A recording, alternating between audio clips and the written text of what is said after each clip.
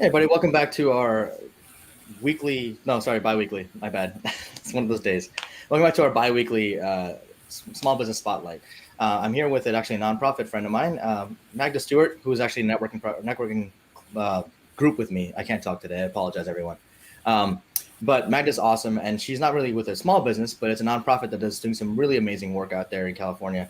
And I want to give her a chance to talk about it. We can hear more about it so everyone can learn more about what she's doing and learn more about her. So Magda, tell us more about you and about TIP and how people can find out more about it. Well, thank you so much, Drew. So I am Magda Stewart, the CEO for TIP, which stands for the Trauma Intervention Program of Southwest Riverside County out here in California. We are a nonprofit group of volunteers who respond to traumatic events at the request of first responders and hospitals in the area. I got involved with TIP back in 2005 because I wanted to do something that would give back to the community. And little did I know when I started TIP that I was going to be involved for as long and even running the program, but here I am. TIP was started back in 1985 by a mental health professional out of San Diego, who, while seeing patients that were going through grief, kept seeing the same thing over and over again, which was what he coined as a secondary injury, which was the client's perception of how the emergency system treated them during the first few hours of this trauma. So he figured, what if we take compassionate individuals, train them to provide emotional and practical support, and put them on scene while the scene is happening? They can be there for the survivors while the first responders focus on the scene. And that's how our organization got started. It got started out of San Diego. We are a nationwide organization right now with about 14 chapters across the country. Our chapter here in the Southwest Riverside County was started back in 1993. And it was due to a major incident where several lives were lost, and the chief of police in Temecula requested help from San Diego, and that's what they did. They sent TIP volunteers. So that's how our chapter was started. Right now, we are a chapter with about 40 volunteers serving the Southwest Riverside County. Our volunteers go through 8 in-classroom sessions. It's about 55 hours of training, including homework and reading and all of that. They go through a background check. They have to provide driving record. And the first half of our training includes the emotional first aid part of the training. The second half of the training is policies and procedures and how to work effectively with the emergency system. So what we do is we bring in someone from law enforcement, someone from fire department, someone from the hospitals, as well as our coroner/medical examiner. And they basically go over the do's and don'ts on our scene. Our slogan is compassion in action. So that's really who we are. We are a compassionate presence for those suffering traumatic events the first few hours after the event. Right now, we average about 60 calls a month, and we do this with 40 volunteers. We're always trying to recruit volunteers, not only in the Southwest Riverside County area, but all throughout the county, because the goal this year is to become a Riverside County chapter. So we want to be county-wide, and our county is pretty huge. It covers a very large area. The type of calls we go on is everything and anything. So we go on fatal traffic collisions. We go on just what they call unattended, which is where someone's just either not woken up at home or suffered a massive heart attack. We go on drownings, suicides, homicides, baby deaths. So you name it, we do it. We also carry a resource guide that we provide to all of our clients. And that resource guide has not only articles on grieving and everything like that, but it has all of the mortuaries in the area, crematoriums, police departments. It just has a whole bunch of stuff that they might not realize they need at the moment, but when the fog begins to clear, they usually will refer to it and go back to it and use it quite a bit. I'm sorry, go ahead. No, I was just saying that you have a pretty amazing system out there put together, which is pretty great. I mean, as you serve folks in the community, what have been some of the most impactful stories that you've encountered for you on your side of things? So for us, we have had a lot of different calls. Calls that are really impactful for us are, especially for the volunteers, the ones that really stick with us for a while, are those calls most of the times that involve children. Unfortunately, this is summertime and we have lakes and we have a lot of pool time now. And the calls for drownings, especially with kids, start coming in. The other calls that really impact us are the suicide calls. Lately, unfortunately, we've been getting a lot of suicide calls. Last month alone, we had 9. And a lot of these calls are teenagers, which is really sad. It does take its toll on the volunteers because we end up with such a heavy heart for these parents, But we go on everything. We go on calls that involve first responders. Just a year and a half or so ago, we ended up with 2 CHP officers who lost their lives, and we were at both of those calls. Those are high profile as well as high volume when it comes to people on scene. We have a lot of people on scene with those. We're here in California, so the city of Murrieta had a very high profile call where a gas line exploded at a home. And we were at that call. Due to the confidentiality of our clients, we don't really advertise the calls that we go on a lot because we want to respect their privacy. But pretty much anything that you see that's trauma involved, you can bet that we're probably, if it's in our service area, we're going to be there. Wow. That's like you said, I'm sure it takes a toll on the volunteers, but it's amazing work that you guys are doing to be there for the families and the folks who are affected by that, because that can be, I mean, I know, I can't imagine what they go through, but I mean, having to deal with that alone would have been, who knows, because first responders they're not focusing on that all the time, on families and supporting them. So that's really amazing work. The thing is, with the first responders, you can basically say that we're a force multiplier for them, because it's not that they don't want to provide that emotional support. Is that when they're on scene, they're really focused on the task at hand. If it's trying to save a life, they're going to be trying to save that life. If they can't save that life, they need to take care of what the next steps are. So by having us there, they're saying to the survivors, we care for you. We want to have someone here just for you. Because what happens is they may end up with family and friends that come over and that are trying to support them. But these people that are there are also suffering the trauma. They're also suffering the loss, if it's a loss, which most of our calls are. And so having a total stranger that can focus just on them, their emotional needs and their practical needs, can be something that changes that memory tape forever, rather than them being alone to deal with what's next, having someone there. And we are a 24/7, 365. So we go out at all times. We don't close for the holidays. We're there for our first responder partners in our community all the time. Yeah. No, that's amazing, and it's even more amazing you have that many people supporting you that are willing to go, to be on that kind of schedule, be on call like that, because and then they're all volunteers too. you know. Yeah. The Yeah. first responders, many of them are paid. You know, you have police officers, and some, depending on where you are, some paramedics are volunteer, some are paid. But I mean, to have an entire organization built on volunteers who are on call at all times, that's amazing. Absolutely incredible. Yes. So our volunteers commit to doing 3 12-hour shifts per month.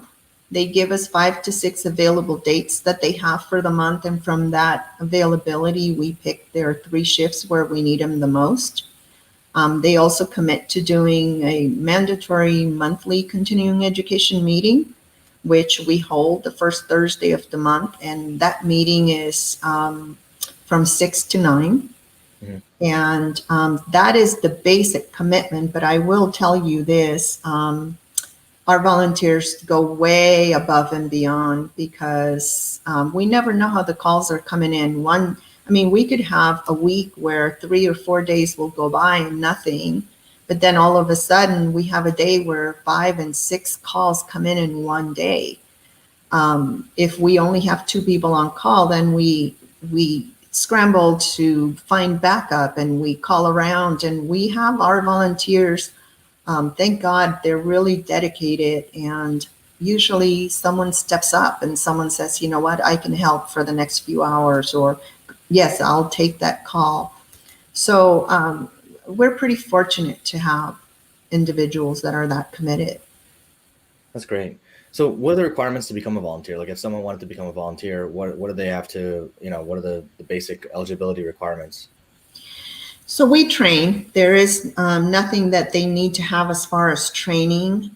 They do have to go through a background check. And what we do is we bring someone to do life scan at one of the classes. Our training is broken up into eight days of in-classroom training. And the first 4 in-classroom days, we do the emotional first aid training part of it. The second part is working effectively with the emergency system and policies and procedures. All of our classes are mandatory. So it's just a matter of, being a compassionate individual and wanting to get involved and giving back to the community. It's hard to have people understand when I say this is very rewarding work, because how could it be rewarding when you go to such sadness? Most of our calls, I would say about 95% of our calls involve a loss of life at some point. Usually, they are death related, but our volunteers are very well trained to know that it is not their tragedy. They can't take it on. They can't own it. They are there as a caring presence for those needing it. And we do follow up. We do debrief our volunteers. We do make sure that nothing is really weighing heavy on them. And it just, for me personally, and when you talk to most of our volunteers, you'll hear the same thing, is when I joined TIP, I joined because I wanted to give back to the community. Little did I know that after doing TIP for just a little while, I was going to realize that I was getting back more than I was giving, because doing this type of work really, really makes you see and look through a different lens when it comes to how you deal with your own life, how you deal with your own family. Your whole perspective on life changes. And for me, that's just a lesson that people that are not exposed to what we do a lot of times never learn. So, sort of speak, you don't sweat the small stuff when you do this type of work. Yeah, I mean, yeah, it'll be difficult to get upset about your Wi-Fi not working if you're dealing with loss of life on a regular basis. Absolutely. Yeah. And also it teaches you to be okay with talking to your family about the what ifs and finding out what your loved ones want. Death is something that we're not comfortable talking about, but the best gift you can give your family members is letting them know what your wishes are, because God forbid anything should happen and your time is up. The worst thing that can happen to the survivors is not only suffering that loss and going through that immediate grief, but it's not knowing what to do, not knowing if the decisions they make for you are what you would have wanted. So now they're dealing with that as well. Would they have wanted this? Would they have wanted that? So really the best gift that you can give your family is letting them know, hey, should something happen to me, this is exactly what I want. That way they don't have to guess. They can focus on just their feelings and their emotions as opposed to having to think about whether they're doing the right thing for you or not. Yeah, no, and that's a really important thing to think about that people don't want to think about. Like you said, it's a discomfort, right? We have with a normal part of life, which is death, right? Yeah. Yeah. So it's something that people don't ever like to think that things end, whether it's the death of a family member or themselves, or just things that they're experiencing right now. Change is one of the difficult things people deal with, any kind of situation, and so death is a change for people, and so having to deal with that is it can be tough. But I think I like what you said about perspective, right? Like it's all about perspective and seeing things through a different lens, and being able to look at things and say, hey, you know what, that's actually probably not that big a deal at the end of the day, because we're alive, everything's, we still have people who care about us, and we still have people who we care about, and at the end of the day, we'll make it work. Yeah. And I have to tell you, Drew, it is such an honor to be able to be there with someone during what is probably the worst day of their life. We are total strangers coming into their scene, and the fact that they allow us to do this is really an honor to be able to support someone for the first few hours. So it's really humbling to be on these calls and to be with these individuals and to be welcomed. And we do follow up with our clients. We'd like to know how we did and if there's anything we should be doing different. But over and over and over again, we on our follow-up letters that come back, we hear, you were just like an angel sent from heaven. I don't know how I would have gotten through this day or this night without the support. Even though they did have support, they did have family and friends. So it really is an honor, and it is humbling. That's incredible. So Magda, for folks who do want to get involved, what's the best way to get involved and get in touch with you? How do they reach out to you and get involved if they want to? So they can go on our website, TIP. It's www.tip.org.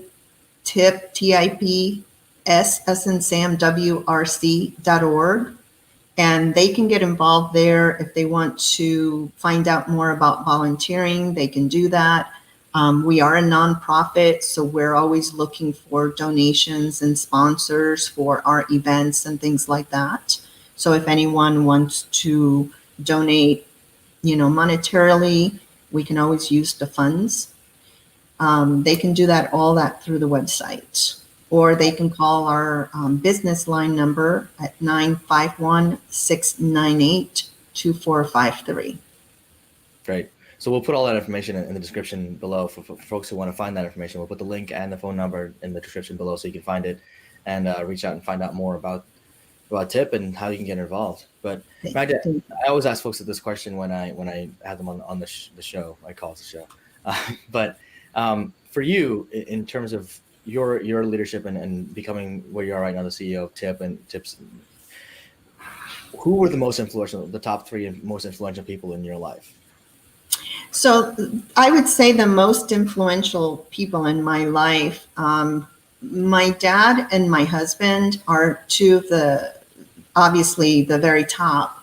But when it comes to TIP, the founder, he is brilliant, an amazing person to have thought of this program. And I do rely on him when I need, some input, some feedback, some advice for TIP. I got started to give back, and the more I learned about him, once I met him, the more I saw him speak, the more I got to know him. For me, that knowing that I have him as a backup was very important to be able to take this job on. That's really great. That's awesome. So awesome, Magda. Thanks so much for coming on the show and talking to people about TIP and letting them know what's out there. I'm hoping that soon you'll have to change that URL because you're going to expand to all of San Bernardino County and not just Southwest. So Yes, that's the goal. yeah, that's awesome. Well, listen, I hope you get a lot more volunteers. I hope this allows you to get your message out there a little more. But either way, thank you so much for taking your time to talk to us about the amazing work you're doing out there. And at the very least, to share the perspective that the idea that perspective matters, right? Like at the end of the day, knows about the small stuff. I think that's an important message folks need to hear, especially nowadays with the last year and a half we've had. You know, it's not worth nothing. Nothing small is worth really sweating. Frankly, nothing's worth sweating over or like frustrating about it. You know, just enjoy life as much as you can and roll with the punches. So Yeah. Awesome. Well, thank you again so much, Magda. Appreciate it. Thank And you. for those of you who watch the show, thanks so much for watching. Please feel free to reach out to Magda if you or to the TIP organization if you want to get involved. Even if you're not in San Bernardino County, if you're able to in another county that has TIP available, if you're interested, please feel free to reach out and get involved. If you like the video, hit the like button, hit subscribe, and please share this video with folks who might be interested or might find it valuable for them. So thanks again, and I think we actually have a comment. That's me actually saying that. Cool, awesome. All right, awesome guys. Thanks so much. Thank you. You all have a good week. See ya.